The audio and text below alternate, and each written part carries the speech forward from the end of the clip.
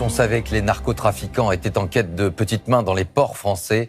Cette fois, c'est l'aéroport de Roissy qui a été la cible d'une opération de la gendarmerie avec le démantèlement d'un réseau de bagagistes notamment qui avait pris pour habitude de faire passer des valises de cocaïne. C'est le fait du jour. Stéphanie Pérez et Nathalie Pérez.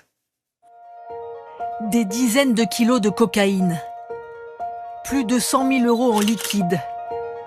Une arme de poing.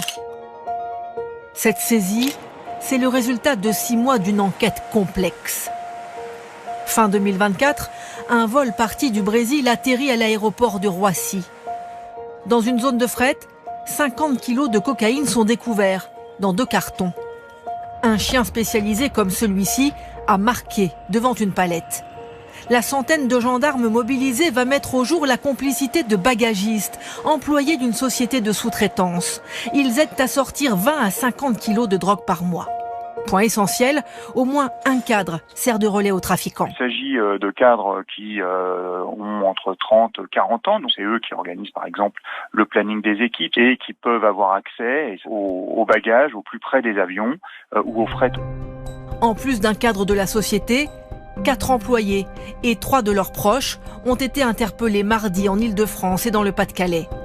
Un des trafiquants à qui ils devaient livrer la marchandise en Seine-Saint-Denis a aussi été arrêté. Dans les enquêtes sur les réseaux de stupéfiants, ce mode de corruption est bien connu, selon ce spécialiste actuellement en Colombie pour des recherches sur les narcotrafiquants. Ils reproduisent dans les aéroports ce qu'ils font dans les ports.